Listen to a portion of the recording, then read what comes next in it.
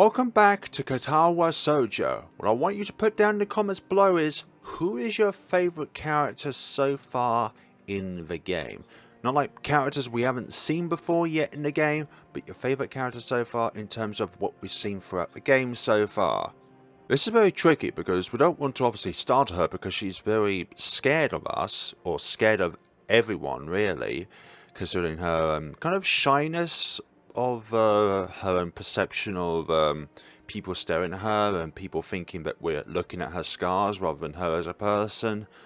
But at the same time, if we don't really approach the topic in hand, then it can lead to mistrust in a way. So say, hi, I'm new here. Hisao Nakai, we're in the same class. Hi, I'm new here. Hisao Nakai, we're in the same class. And no response. I just transferred here the other day. Maybe you don't remember? I did a self-introduction too. The girl still doesn't say a word, but simply stares at me, wide-eyed. I'm still getting used to the place, so I'm trying to meet as many people as I can. So, what's your name? Haniko. Her speech is stuttering and so quiet that it's barely audible even in the still library. Somehow I think that my delinquent impression of her was wrong. Hanako, huh? So what are you reading? Exactly. She gently tips the book backwards so that I can read the title, at the same time hiding her face behind it. She must have noticed me staring before. Life of Pi? I never heard of it before. What's it about? A boy and a tiger on a boat. I can see this taking some time. What, the book itself or this conversation? Sounds interesting. Is it any good? She nods from behind the book but stays silent. She looks kind of tense, a bit like Yuko earlier, but in a different way. More like petrified with terror, I'd say. So the mystery delinquent girl turned out to be anything but, and she is quivering in a way that makes it look like she is mortally afraid of me. The only way out of this, as far as I can tell, is to try and get a normal conversation going.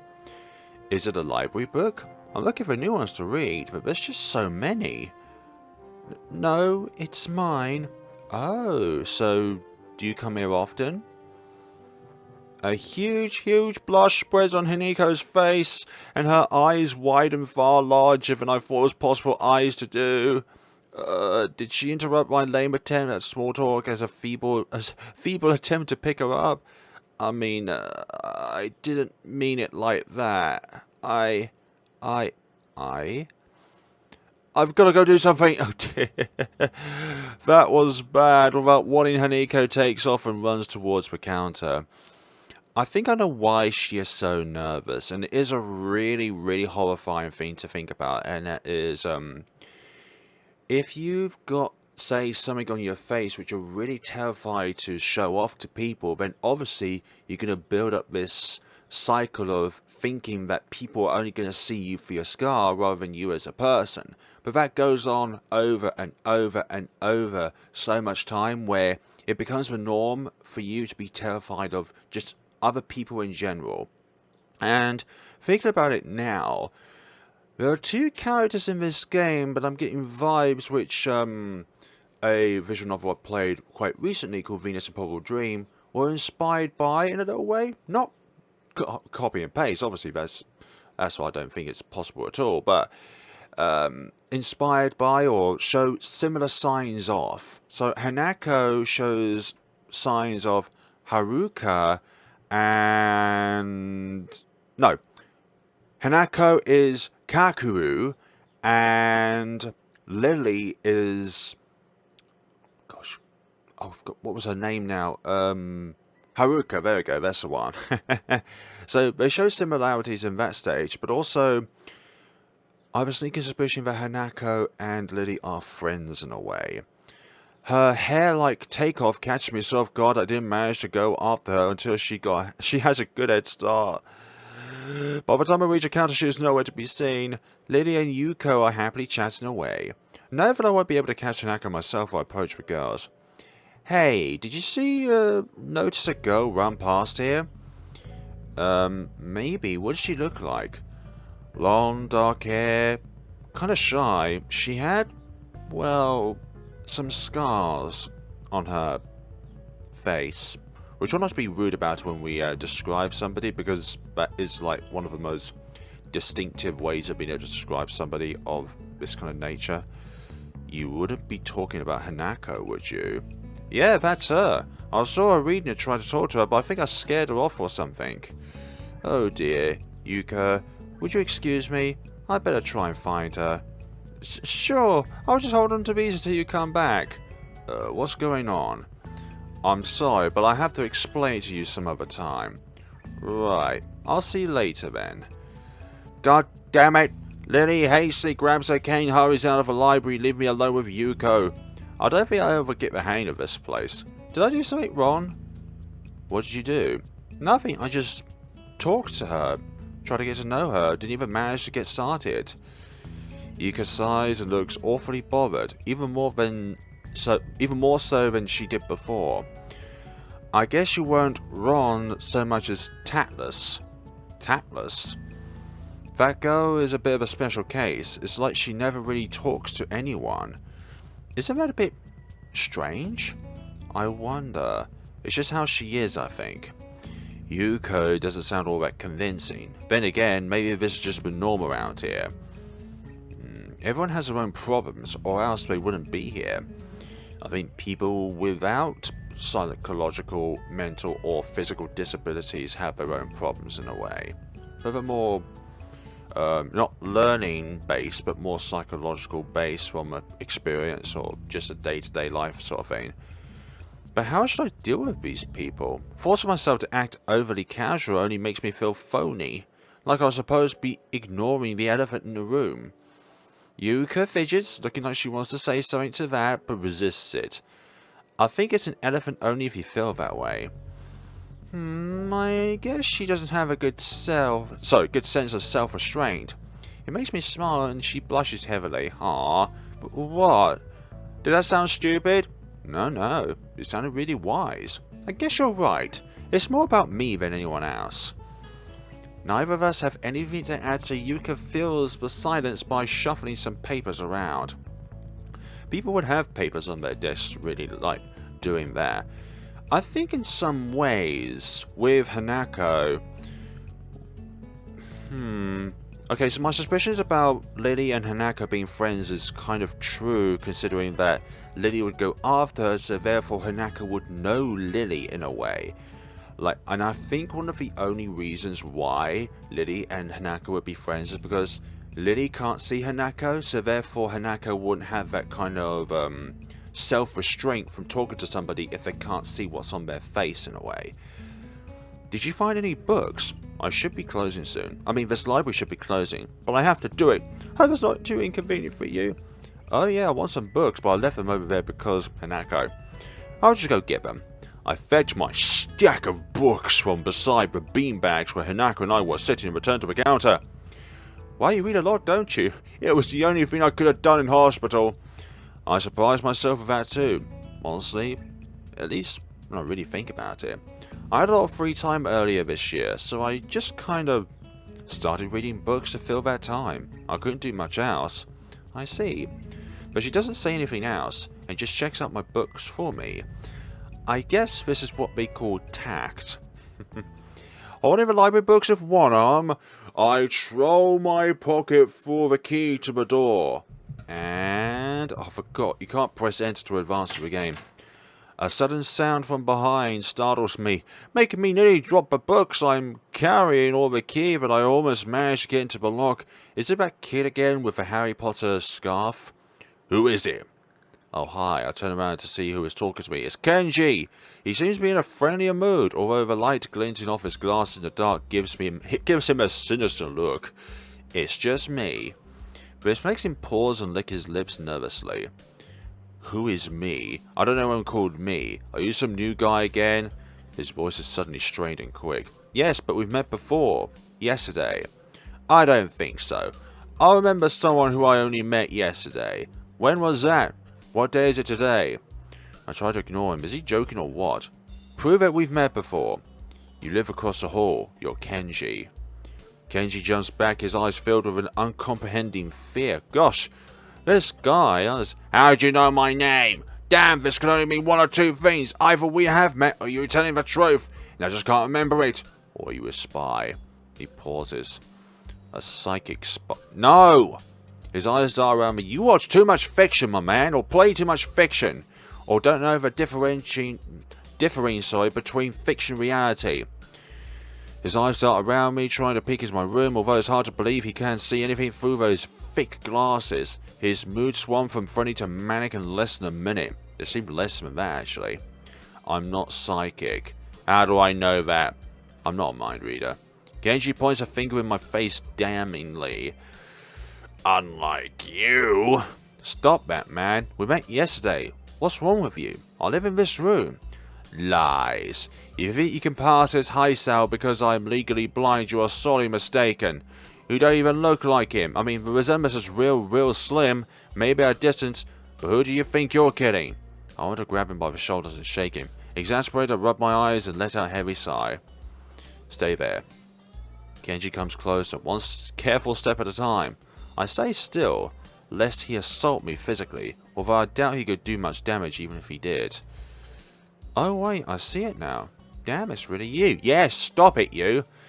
He might have trouble with the long distance. Sign again, and then once again, for good measure, I step backwards just in case.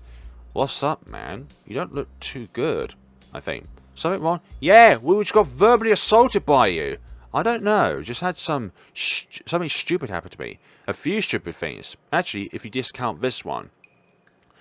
I can't get a proper touch on other people, and I have no idea if it's because of me or because of them. I don't know why I'm telling this to Kenji. It's not like we've had any contact either. That's rough, dude. Yeah, I'm sorry about calling you a psychic spy and all, but you can never be too careful. I don't know, driving a car sometimes, if you're too slow, that can make you equal as dangerous as somebody who's driving too fast. It's the hard reality we live in. That's the perception of what you think is reality. I'm so starting to think that Kenji isn't necessarily living in the same reality. I've just said that in a paraphrased way. You see, this is how it is. The world, there is no justice to see. Even when I lose, I win because I don't lose the lesson. What does that even mean? It doesn't matter. He dismisses it flatly with a wave of his hand. So what happened? Why have a long face? Do you have a long face? Nope, I have a perfectly average sized face, thank you very much. That's nothing. I just scared some girl off accidentally, literally too. She actually ran away from me. It was my fault, really. I think I'm not really used to all this yet. A girl?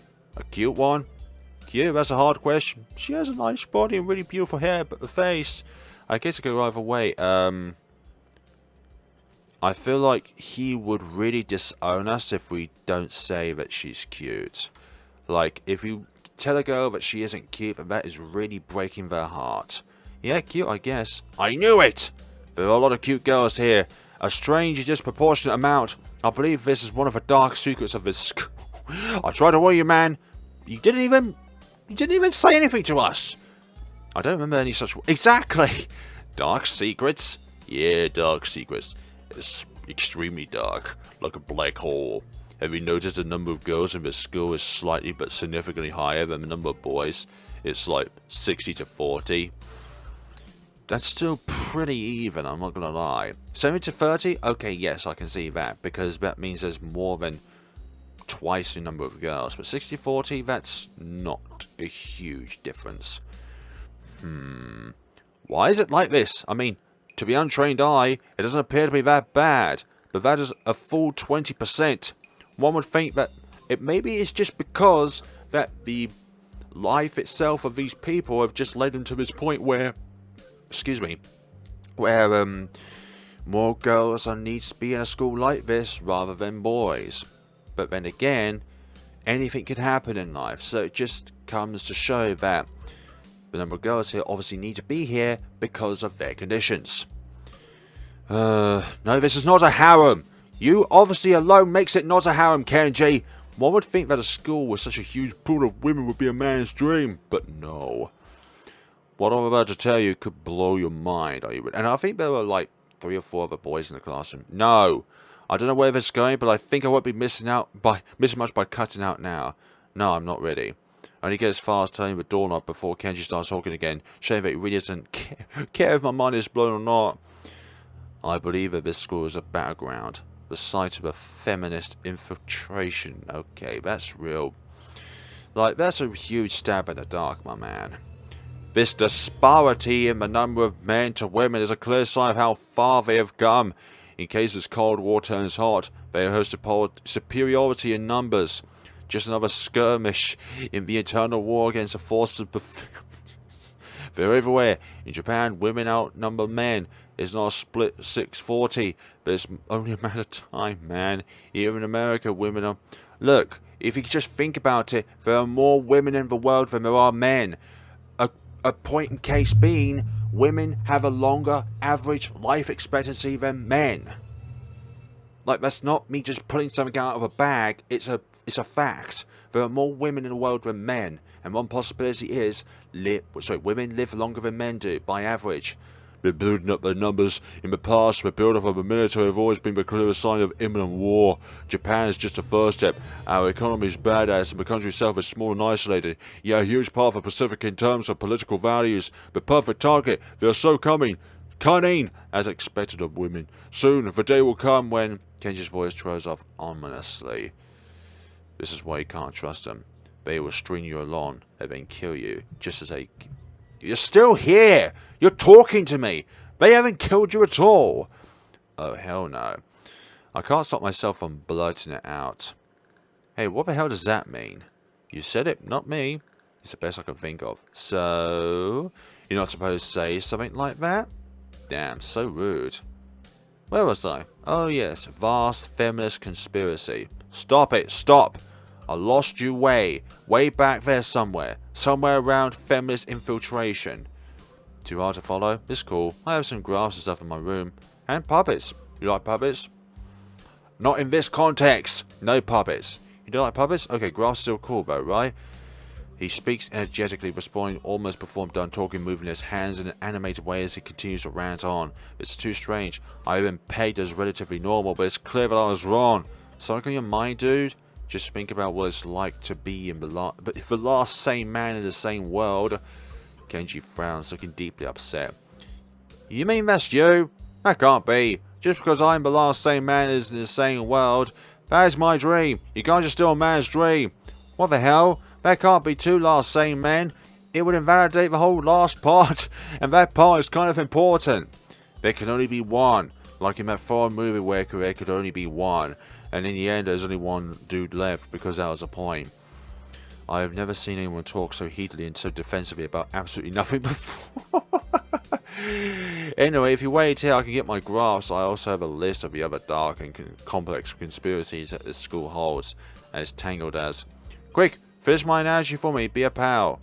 I'm going to go to bed now, it's extremely late. That doesn't sound like an analogy, but whatever. I like you. You seem like a cool dude.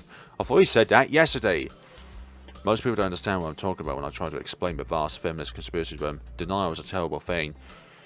Yep, you as well is a denial because you think that this school is a staging ground for feminists to thrive. Later to you as well. He clasped me in the back and then vanished into his room so quickly and quietly, it's like he didn't even open the door, but instead walked right in through it like it's a ghost. I don't know if I can fully digest what just happened, so I give up and just go to my room, kicking off my shoes before falling face first into bed.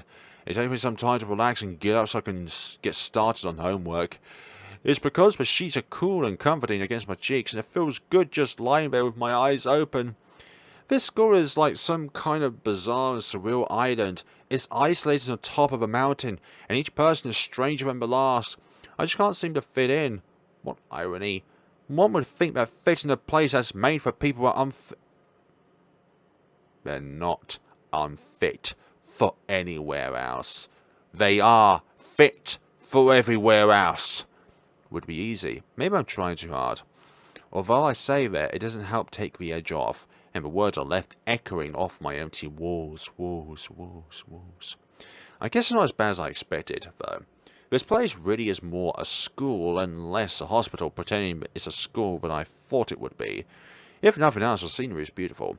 I open one eye, seeing the school books and bottles of pills arranged side by side on my desktop. Maybe this place is too much like a normal school after all. Stop it! Although at the same time, it is a normal school, just with that little bit more support at the side of it to make things a bit easier for people who have more troubles in life, which you should know about by now. I feel very tired this morning, probably because yesterday itself was a very tiring day. Okay, that was just a car from the other side of the garden there, just going along its road, but at the same time I thought it was my computer making a roaring sound. On top of that, I woke up far earlier than necessary. After saying hi to Shizune and Misha, I start doing the work as instructed from the board. It already looks like today is going to be heavy. I don't have a problem with that now though. Shizune and Misha might jump on me trying to get an answer about whether or not I decide to join the student council, even if it's just one day. I wouldn't put it past them to try, and I don't have an answer for them if they do. So, this situation is convenient for me.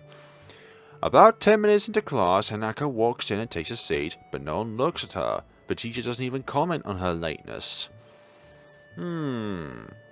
He does, however, stop us to say we're going to break into groups again. I turn my head and see that Shizune and Misha are looking at me. Shizune gives me a smile that is equal parts cute and menacing. Oh dear, 50-50. 50% cute, 50% menacing. There is a smile that says, "We have you now. There is no escape." Hye-chan, it looks like we're together again. Yay! And you have to come this close, for goodness sakes. Why'd you have to become this close to me? I mean, it is a group activity, for goodness sakes. But not that kind of group activity. No. Misha leans sideways while Shizune pushes her desk close to mine. There really is no escape now unless I were to jump through the window. From the window to the... There's no wall outside. Jumping out the window isn't the best option, sadly. And... What's wrong here, Chan? Yeah, exactly. What is wrong? Oh, Hye-chan, have you been thinking about what you said yesterday? You said that you would think about joining the student council, didn't you? It's okay, Hye-chan. We're talking about it after you left, and it would be rude to expect you to already have an answer for us this early, right? Right? Oh, for goodness sakes. You are so cheery, it is very, very contagious. I'm so happy you two are able to have a laugh at my expense, and even more pleased to know that you will both know how crazy the two of you can be. Aww. Now that that's over, Shizune snaps back into serious mode and smacks today's assignment with the back of her hand in an overly dramatic and important way. When I actually look at the stuff, it's mostly just reading. In fact, there are only two problems. I almost want to say something about how her rush to get started seems a bit much, considering the small amount of work. In fact, Shizune probably knows how little there is, and simply doesn't care. Yeah, it seems like the workload doesn't matter to her as much as the fact that there is work. The actual amount is unimportant. It's about doing it. She approaches everything with the same level of ambition. And, okay... While I'm reading, I let my eyes wander around the room and catch Hanako trying her hand at solving the problems. It looks like she's working alone. I can't remember seeing her working with other people before. Thinking back to how shy she is, it's understandable. Hey, that girl over there. Huh? Who? Hye-chan? Her. Hanako. Over there. Does she always work alone? I think so, Hye-chan. Do you feel sorry for her because she's alone? I was just thinking that maybe she could work with us or something. No, I don't think that would be a good idea, Hye-chan. Why not? Hye-chan wouldn't get along with her. How comes, then? How is that the case? Why? History. Misha shuffles around the question, letting out a laugh that sounds very strange. It's nervous, but still has that lifting up and down quality present in everything that she says. Just because, Hye-chan, By now, Shizney has noticed our conversation, and it makes me realize again how Misha has been signing everything she has been saying this whole time. And she is not looking too happy. What, Shichan? The friend of my enemy is my enemy? That sounds so harsh. I'm not going to say that. You said it anyways. I know, Hichan. It's fine if you over here.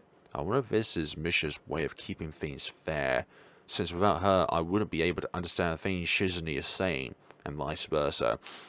Is this also why she signs all the time, so there's never a conversation Shizney would be left out of? Anyway, we should start on the problems now, Hichan. God damn it. We finished with time to spare, and I decided to ask if there are any alternatives to the cafeteria, as frankly, the food so far has been subpar. This then, Shizney and Misha arguing amongst themselves about their favourite restaurants. All of them are downtown, so I don't think we have time to go all the way there. And what about the bill? Are they arguing just for the fun of it? Maybe. They seem so distracted by it that they don't even notice the start of the actual lunch break. I look over my shoulder towards the back of the classroom. She seems to be studying her notes from a previous class. It's an odd sight. Everyone else in the class is busying themselves with the lunch break. Socializing, gossiping, rearranging desks, but ones with actual boxed lunches mixed in and chattering like everyone else, only interrupted by short bouts of eating. But when I watch Hanako, it feels like I'm the only one who can see her, almost as if she was invisible, sort of hiding in plain sight. Reminds me of that girl from another anime. Not like it comes from an alternative show, like the show itself is called Another, where there is a girl in there which everybody just ignores. Like, everyone knows that she's there, but everyone just ignores her. But in hindsight, she ignores everyone else, so, and doesn't want to make friends, so it kind of works out, but I don't think their personalities are compatible whatsoever. Like, they are quite far from each other, actually, when it comes to compatibility. Is she being bullied? Is she isolating herself from the rest of the class of her own accord? She is very afraid of talking to others because of her condition. I see her look over her shoulder towards the classroom's rear door. Come to think of it, she hasn't turned a page since I started watching her. I guess she's waiting for someone? Lily. I am going to read my book.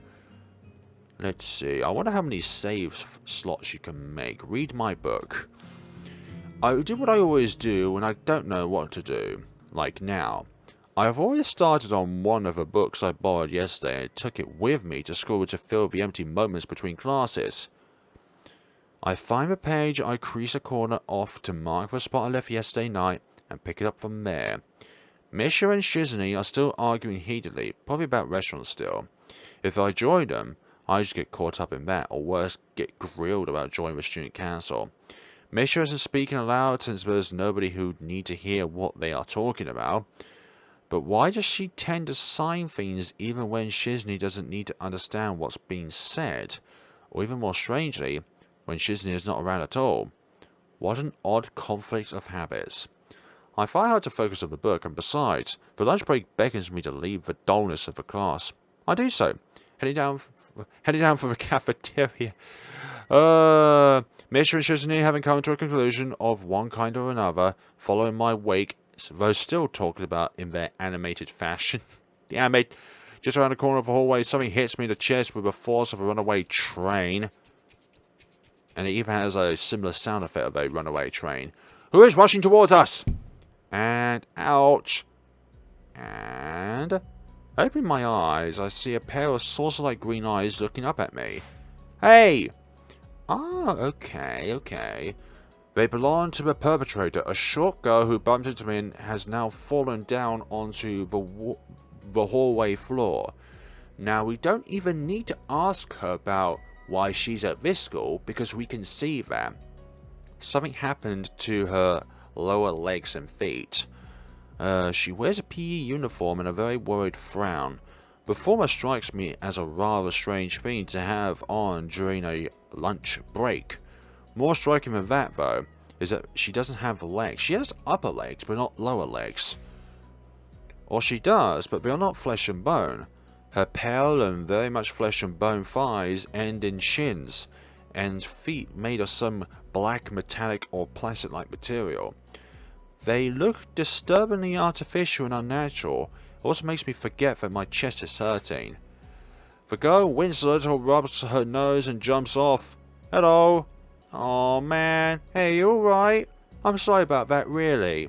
You know, some people would be very angry because we bash into them, but I think she's aware of like how far she was going. I wasn't looking where I was going, and he just came out of nowhere. Sorry. Sorry. She's looking really apologetic, in the hurt puppy way of looking apologetic, big googly eyes. I quickly forget about being angry or anything, since hurt puppies on my weak spot. Don't want to think about that. It's okay. Don't worry about it. Ouch. Oh yes, the condition. I say that, but there's a stinging pain growing in my chest, and I know that this is about the biggest possible danger of my condition. Don't overexert yourself. Don't forget your medication, and most of all, don't get hit in the chest, which is what just happened. I tried to rub my solar plex to chase the pain away, holding my breath in an attempt to hear my heartbeat. Oh dear. We're not going to faint, are we? It seems normal. Hey, should I get a nurse? The worried, high-pitched voice of the girl snaps me out of it. I stare at her for a few seconds dumbfounded until I realised I probably looked worse off than I really was. Doubled over myself and looking all tense. Damn, I'm over-worried about my heart. No need, I'm fine. Managing to say something in response, I pull myself upright, feeling my sore ribs one last time and take a deep breath. She just knocked the wind out of me. Big time. There's nothing more than that. You sure you're okay? I hit you pretty hard. It's okay. I said I was fine and nothing's broken. No harm done. That's good. I feel a hand on my shoulder at the same time. Yep. I didn't even get to read all of that. I don't have time to look behind me because Shizney is already shoving me aside and stomping over to the girl, signing furiously at her. Miss what? I saw that. Running the halls is strictly forbidden. Misha translates, right on Shizney's tail, but her voice is girlishly playful, not full of the divine fury Shizney's arm movements would seem to call her. Sorry, I was just going to get some stuff and I was in kind of a hurry. That's no excuse to break the rules of the school halls. And you've been told this 1,000 times before.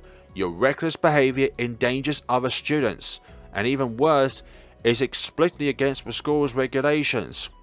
I would say flip the reasons around, and that would make more sense. I would say that your reckless behaviour is against the school rules, but it explicitly is dangerous for other students. I'm just thinking in terms of like, well, school rules are broken, that's bad, but harming another student, that is even worse. The girl blushes and starts to fidget nervously like a little child caught misbehaving. It's so cute I find myself smiling. I know that I was just... Make sure that this will not happen again, although I'm sure telling you this is futile, and it causes me further headache when you choose to ignore the regulations. Got that, Emmy? The small girl sticks her tongue out in response. I gotta go. The teacher will have my head. I promised to help with printouts, but I went running instead. Sorry, I've got to change and everything. Before Mishra, Shizney and I can say anything, she already bolted from where she was a second ago, almost halfway towards the stairwell. Shizney looks like she's about to go nuclear on the spot. I was about to say supernova. So I smile at her in a vain attempt to calm her down. Are you okay, Hechan? That Labarazzi girl is always like that, causing trouble to others.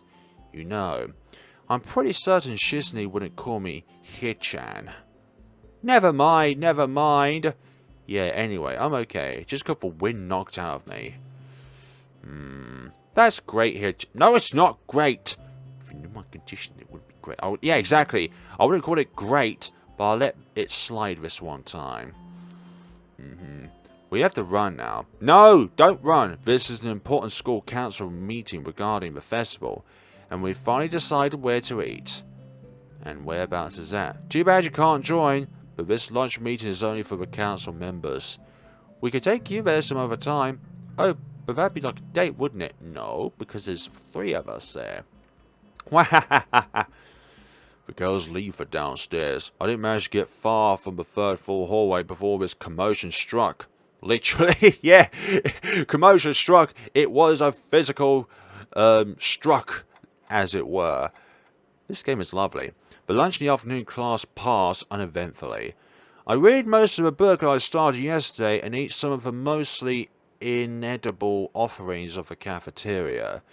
The class is tiresome. The teacher seems like an okay person despite the weird first impression I got, and the material is relatively interesting.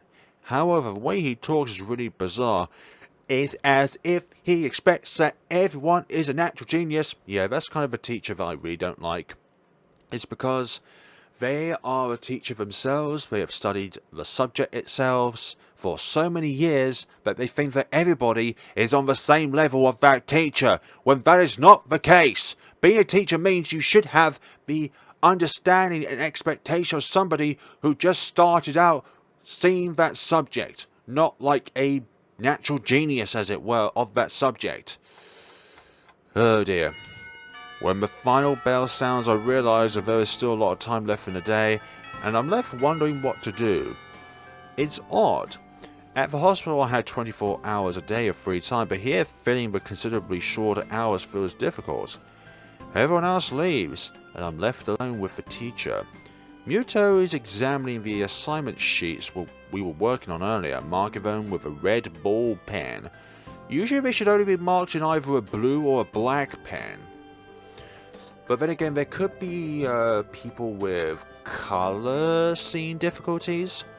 Raising his eyes when his papers briefly, notes me and furrows his brow. What is it, Nakai?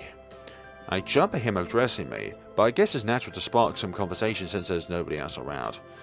Nothing. Thinking about what I do after school.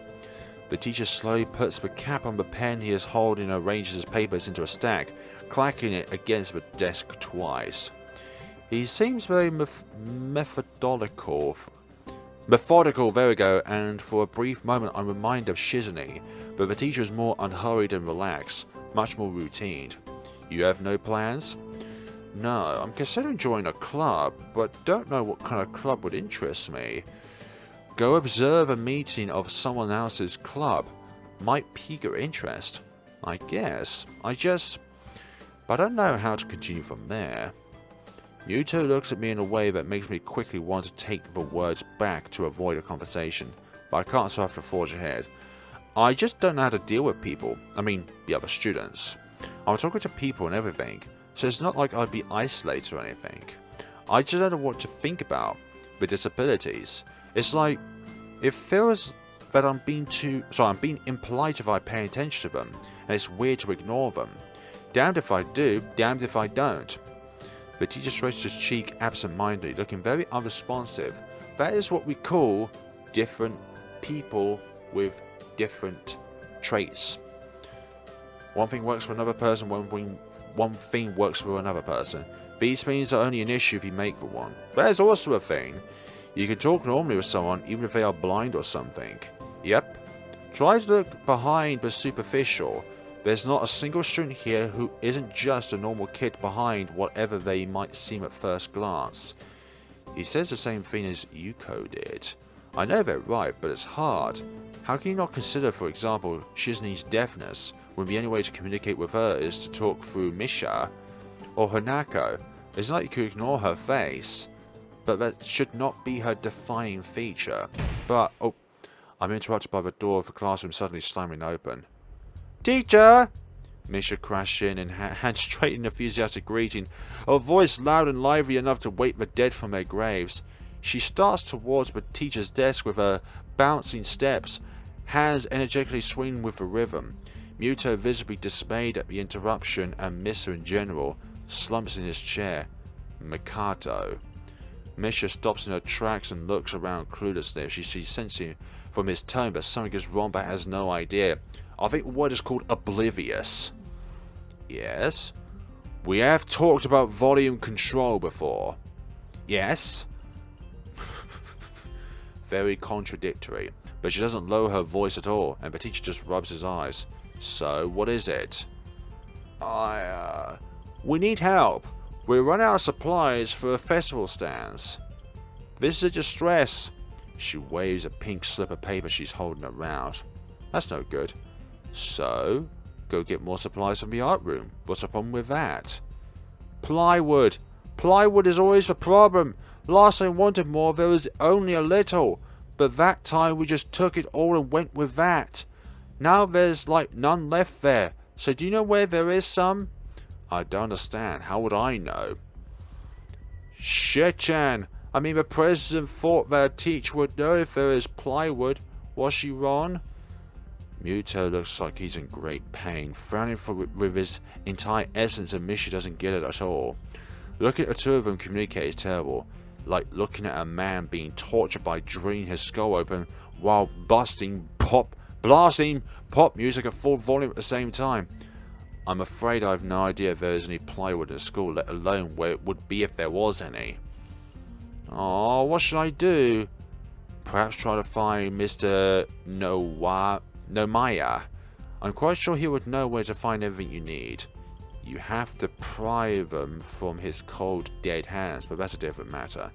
Oh, I don't have time, we are so busy. She holds her head with both her hands, looking as despairing as it's possible for a person like her, without even noticing she crumbles the note she's holding against her hair.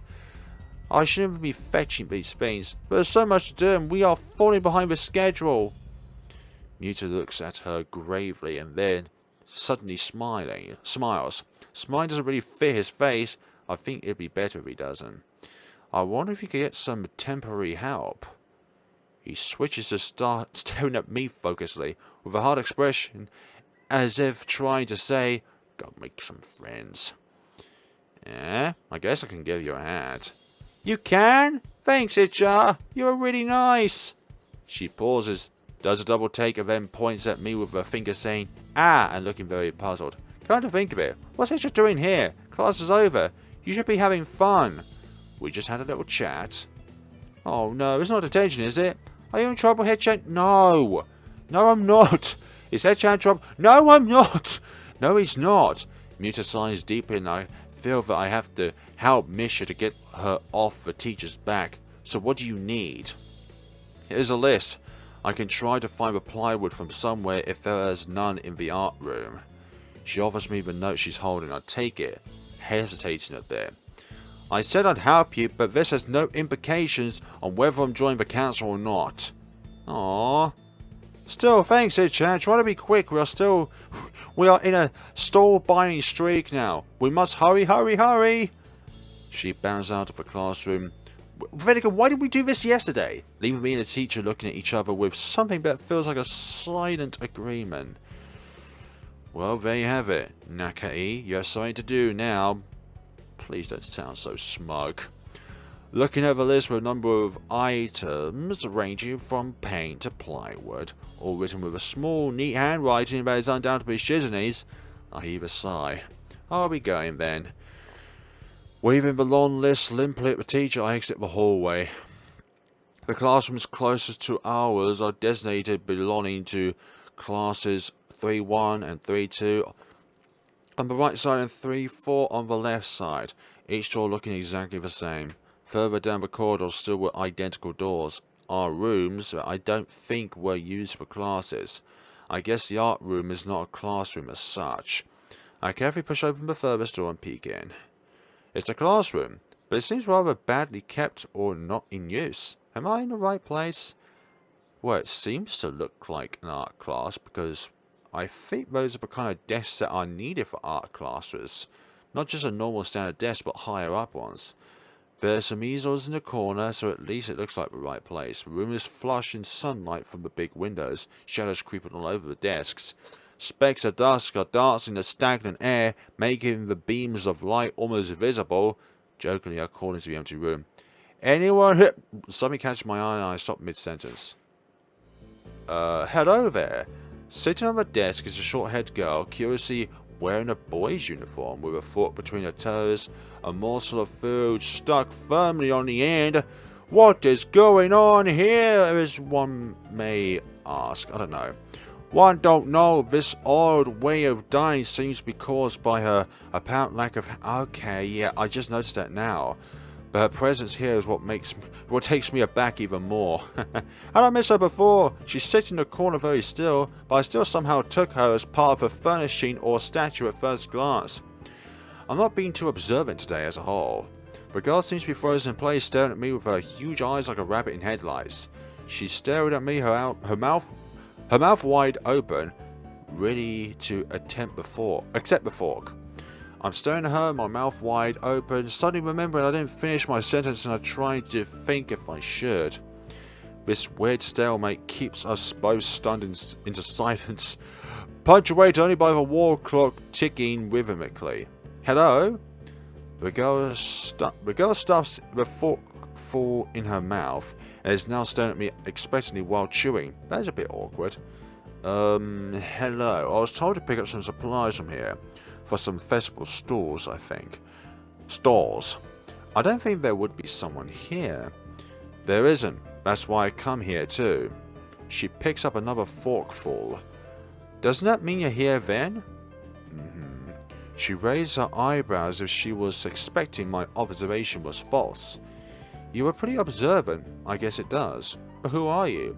This girl's pretty straightforward, isn't she? I am Hisao Nakai. I just transferred in on Monday. I'm Rin. Tezuka Rin. Rin Tezuka. Okay, I won't shake hands with you, but at least we know who we are now. That's very nice. Her deadpan manner of talking makes it hard to determine whether she's joking about shaking hands or not. It kind of bothers me. Joking about these matters doesn't feel appropriate at all. While I'm trying to figure what's appropriate and whether this girl is, she seems to have lost interest in me and is now gazing yearningly back at her food. Can I continue my lunch if you don't mind me? I won't mind you. If you need to get your stuff, the supplies are at the back. Go right ahead, but lunch? School's already over for the day. What word would you use then? Dinner! There's no word for a meal you eat after lunch, but before dinner. Luncheon, right? It bothers me very much too, but I don't really know what I should say. I don't think you're supposed to eat a meal between lunch and dinner to begin with. But I'm hungry now and my delicious boxed lunch would go to waste otherwise. Why didn't you eat it for lunch then? I have curry, it's very delicious. With much decisive, Rin once again picks up a fork between her toes, and with at least as much impoliteness she points it straight at me. I see. So Nakai, what brings you to this place? Supplies. Like I said, I was told to look for these things. No, the school. From outside you look fine. Is your problem inside? I come to a full stop, opening my mouth but not getting a word out. I can guess. I am good at guessing. Better than most people. Rin cuts me off before I can answer her question or skirt around it somehow. I don't know what I've done before. I froze in front of this issue again. I haven't even told anyone here about my condition. Or maybe it's only because it hasn't really come up. I do get a feeling that not making issues of this is a part of the social code here, as the teacher said. I wonder if the people here could relate. Probably not any better than any normal person could. I can't relate to Shizune's circumstances, or Lily's, either. I was about to ask what was Lily's, but I was thinking of Misha at the time. Naturally, while I go through this in my head, Rin keeps considering what a condition could be, with an overtly contemplative look on her face. She puts her fork between her lips and leans back, looking at the scene as if the answer was written up there. A beam of light illuminates her face from the window side, creating a mask of dark shadow on the other side. I don't think it's anything in your head, and so your gut would be boringly ordinary, like this lunch of mine, and less delicious. No, don't think like that. The problem is not within my pants. This messed up Sherlock Holmes kind of statement and the sheer lack of tact it was delivered with catching me completely off guard. I think I might have reeled back even physically as Rin's eyes widened revelation and astonishment. No! There is nothing wrong with how Jack... There's not! Still partially in shock but recognizing the need to reply something, I spat out for the first thing I can think of. No, nothing like that. I have a heart problem. Arrhythmia. I said it. More like blurted it out, but I said it. The guy in front of me pursed her lips together and glowers at me, looking very disappointed. How boring. Trouble in the past would have been much more scandalous. Well, what were you expecting? What's with this reaction? I'm sorry to let you down about my lack of pants problem, for goodness sakes. I forgive you. Just, I collect people and a person... What do you mean you collect people and a person with, you know, that kind of problem would have been... Why? Collect people? Yeah! People with different problems. Like, your understanding of different people's problems, like collecting knowledge from different people. Like, you could have said it like that, or something with less words which have made the same thing. People with different problems, huh? So you just, like, go around asking people what's wrong with them. Pretty much. I see. With little left to say, Rin resumes her lunch and the conversation dies away. But I keep thinking about what was said. It's the first time I told anyone else about my condition. All the other people have either known about it already, or heard about it from someone else, or didn't need to know about it, like every other student here so far. Should I have told it as a natural part of introductions? Is it expected of me? I am Hisao. I have a very serious heart condition. Is that how I'm supposed to go? No! That's not it! Don't do that! Explain yourself as a normal person as possible. Don't go around just saying your condition like it... Yeah, as if our Yeah, exactly, as if our disabilities would define us. Your disabilities don't define you. I mean, in a way, or maybe this Takuza girl just has an unnatural interest in such things. As I walk to the back of the room to pick up the items on Misha's list, a chance opens to study Rin from the corner of my eye. Her hair is a burn, almost orange. That's not orange to me, that looks more like a burn. And cropped short. Long hair would probably be impossible with no arms. The boy's uniform and the lack of arms make her look very thin, almost scrawny. She is not particularly pretty. Hey, that's not a nice thing to say, except for her murky green eyes, which flicker restlessly from below her short bangs, even when she eats. The distance and the shadows make it seem like they don't reflect sunlight at all, but instead absorb all of it within them like deep wells. She moves her feet almost as daftly as a normal person would use her arms. However, I could see how this sight could discomfort people, especially while eating. It makes me feel a bit uncomfortable at least. I hesitate to think about the word unnatural, but it's too late now, isn't it? I keep searching for cabins and shelves when Misha speaks, but after enough time passes, the sight grows too uncomfortable, so I try to force some conversation out of the strange girl. So, do you always eat alone and this late? Or do you get the occasional visitor? Visitors? Maybe you are my first occasional visitor, but I don't always eat alone either. Sometimes I eat with a certain person on the roof, if she's not horsing around. Horsing? She likes to do sport. Aha! That Emmy girl earlier. Oh. And that's all I can think of to say. Both of us fall again. Sorry, silent again as Rin forks the last bits of her meal to her mouth. I look down at my hole and double check it with Misha's list. It seems I have everything except plywood. So I think I have all the things now. That's very nice of you. Don't feel obliged to stay. I was about to take a nap anyway. You need to do whatever you're going to do with that stuff anyway, right? Or perhaps you like... No! Stop thinking like that, Rin! I'm not sure what to think of this, but Rin looks serious. Even if I did, I think I have to be going. I'll catch you around, Tezuka. You can call me Rin. I feel that our relationship at this point good enough to warrant this much. What? Maybe I said it wrong, but what? I was already turning to make my exit, but she draws me back in. Fine. Then I'm Hisao. Then you are? Rin looks at me hard in the eyes, but that intimidating feeling you get when someone stares at you isn't there. It's like she's not actually looking at me at all. She blinks a couple of times, and I can't figure out why a pause like this just popped between us out of nowhere. See you later, Hisao. There is something like a tiny smile there in her face, maybe. Just like the girl that was running earlier, you can clearly see why she's in this school. I quietly back out of the room. As I shut the door in front of my face, I whisper to myself, what an intriguing person. She definitely has what you would call a dirty mind at the very least. From inside I hear a muffled sing-song voice. I heard of that. Oh, what did she say? What did she hear?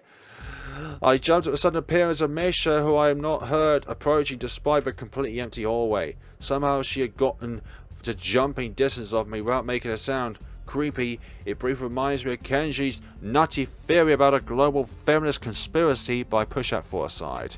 Hello! Shizune, standing slightly behind Misha, looks aloof as she couldn't have heard the remark that drew Misha's attention, but Misha is visibly excited. No, wait, more importantly, who is in there? There's no club meetings today.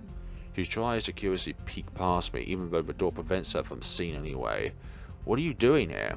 You took so long we had to come check what's wrong. That's no good, Hichan. She wags her finger at me scoldingly. I found plywood, but everything else is still missing because you are tardy. Sorry, I got the things here. Was just going to bring them. I think you were up to some mischief, Hichan. Who is in there with you? I wonder. Misha signs something quickly to Shizune, pointing at her own ear a couple of times. Shizune immediately pushes her way past me and opens the door into the classroom I just left. I can only imagine the shock she is expecting. With Shizune's diligence and attitude, the insolence of daring to deface school property by sleeping on top of it must be too much to bear.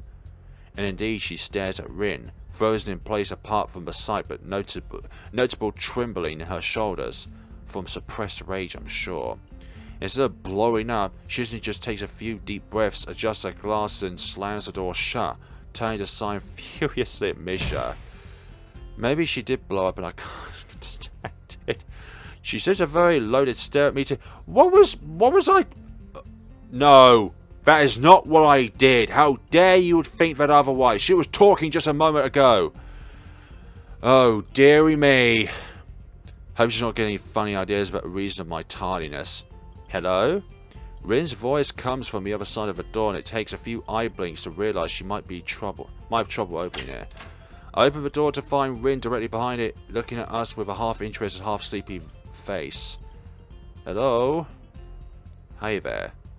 Miss Tezuka, what do you think you are doing? You absolutely are not permitted to use such school property for such a disgraceful activity. It sure is suddenly very crowded in here. I didn't know I was this popular. It's hard to say whether she's happy or unhappy about this turn of events. At any rate, she ignores Shizune Misha's scolding, so they have no choice but to drop the issue. Shizune taps Misha's shoulder, points at Rin and makes some quick signs. Pop it down to his sides, please don't do that anymore. Anyhow, how is your project going? Will it be done for the festival? Rin looks at them blankly, apparently at ease under the pressure. Shizune's cold stare is putting on her. I keep wondering about that myself too. And we'll think about it harder. As Misha signs her reply to Shizney, her face turns into an unsatisfied frown. Miss Tezuka, please try to take this seriously. It'll be a disaster if the wall looks like someone threw up their lunch onto it. Rin nods assertively. We'll think more seriously. Misha actually giggles at that, but Shizney doesn't, not even after translation. She just shakes her head, takes the materials from me, and takes off with Misha in tow. Rin frowns thoughtfully as she looks after the retreating student council duo. How rude. It's true though. I must finish my project before weekend, but there will be dire consequences if I don't. The end of the world as we know it. Like weekends usually are, but more dire. Much more dire. Maybe I'll postpone my nap to unforeseen future. I'm about to ask what project she has and what are these apocalyptic consequences, but she walks back into the art classroom. Since you have nothing to do, would you give me a hand? This paint can doesn't fit into my bag, but I need it. She kicks lightly at a huge can of paint that's lying on the floor next to the table she was sitting and sleeping on. It lets out a dull clang. Being the gentleman I am, I naturally pick it up. Heavy. Yeah, sure. Where do you need to take it? Away. Away with what? Away, where do we go? And with that, she takes off to the hallway, me and the paint can following, since there's little choice for either of us. The hallway is quiet and empty now with Shizney and Misha gone, so we too leave towards the stairwell at the other end. Every 10 or 15 or 20 steps I have to change the can from one hand to another because the thin handles cut into my palms. At least it keeps my arms from tiring too fast. Rin strolls on beside me with an uneven pace, but I have trouble matching. Or maybe I am walking weird because of the extra weight. It seems one of us is constantly walking too slow, too fast, and I can't figure out which. Tia flies the stairs below. Trouble appears in the form of her head mercer and his fox-like grin. Ah, Mr. Nanaki, what a happy coincidence. Tezuka too, of course. Hello. He nods courteously to Rin, who does not acknowledge him back, then turns to me because obviously it's me who has some business with. There is something I forgot to mention on Monday. I nod and wait impassively because I can't even begin to guess what you forgot. The feeling of the handle delving deeper into my skin doesn't make me feel enthusiastic about this interruption either. It's about your medications. Since you haven't been that long on your current medications, there might be some unexpected side effects, which might require adjusting dosages or even changing to another kind of medication. So we will do a few tests regularly, but what I'd want is for you to keep an eye on everything in your condition that feels off, if you get what I mean. Nausea, headache, anything. And come see me if something happens. Alright? Alright, So how are you? Everything fine? I give up and drop the can to the floor before answering him. Apparently this takes longer than my biceps can handle. I'm about to say something generic as an answer, but then I realise how often I've done that lately. Other people have asked me about too, teaching students here. My parents, visitors, nurses, doctors at the hospital. Everyone seems to be concerned about that. It's natural for a hospital, not so much for a school, except this school. This is a small school, and both the student base and the faculty seem to be very tightly knit. At least that's the feeling I'm getting. And this is not the kind of school that gets transfer students too often. The thought sends shivers up my spine, but I give a generic answer anyway. That's great. Also, one other thing. My sources tell me that you've been at neither the school track nor even the pool, so I'd like to know if you've been taking up exercising as I asked. Of course I haven't, but its way of inquiring gives me the feeling that I should have been running my ass off on the track since the very first day. You have people spying on me? Not as such, I just happen to know a few people, but that's not the issue here, so don't try to slip out of it. Well, I was actually just doing some improvised weightlifting as an exercise.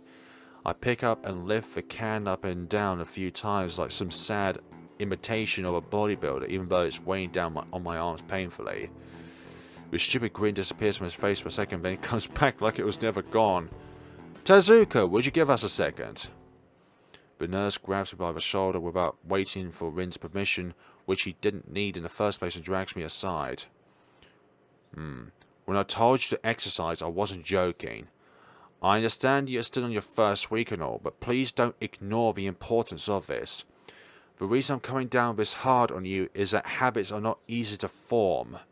The more you slip and postpone, the harder it'll be. It's the same with everything like dieting. Can you promise me to be more serious about this from now on? Okay? I'll be serious about this. Absolutely. Like, if I save here and save this for the next episode, I'll probably forget about, like, what we're talking about. Yes. Yes, I promise, definitely. He studies me for a moment and then shrugs, smiling again. Okay, that's more like it. If you go to the school track tomorrow morning, you'll meet my spy, who will probably have no qualms of offering consultation to you if you want to jog a bit. Consultation? See you around. Spy being Emmy, probably? He leaves with a wave of his hand and no answer, and I walk to Rin, who has been waiting, idly leaning against the hallway wall and staring at a pile of lighting fixtures in the ceiling. Even when I approach, she doesn't move her eyes off them. Are you getting medications for your heart, Feeny? Were you listening? It comes out more accusatory than I intended. Accidentally lashing out at her. But even more so, I don't really want to start talking about it. I just met her. I don't know her. It's not her business. The nurse seems to be happily ignorant about confidentiality too. Talk about that kind of thing in public. But it's not Rin's fault, is it? I look up at her, suddenly feeling a bit guilty, but Rin's just staring past my shoulder quizzically. Her head tilts like a bird. I don't know why this is so hard for me. It feels like there is some inexplicable lock that prevents me from being more upfront about this. Yeah, therefore my heart. Will they make you better? No, not really. Just prevent it from being worse. They just make me a little less worse. Rin keeps looking at me for a while longer, and she neither says anything further, nor displays any kind of emotion I could discern. I'm thankful that she doesn't. I think I'm still not quite used to all this. At the hospital is easy, but I still haven't sorted my feelings about having to live a normal life with this disability. We leave the main building and Rin leads us onwards towards the dorm. At some point I feel like, because we are committed now to going for a jog, we'll go on to the Emmy route of this game. We stop at the small patch of greenery in front of the dorm building. Like the others would go to like one of the 4 other girls, but then it would be the case of saying yes, then we're definitely locked onto Emmy's road. So we've got Shizune, Misha, Rin, Emmy, and Hanako. We stop at a small patch of greenery in front of a dorm building. Okay folks, we're going to leave things off here at this point in time. This has been a crazy day, or a crazy day or two for the protagonist. Like, running into all sorts of different events that's transpired throughout this episode. But I'm very happy that this sort of thing has happened because it's not boring. So thank you so much for watching, guys, and see you all in the next time of Katawa Shoujo. Thank you so much for watching, and take care of yourselves.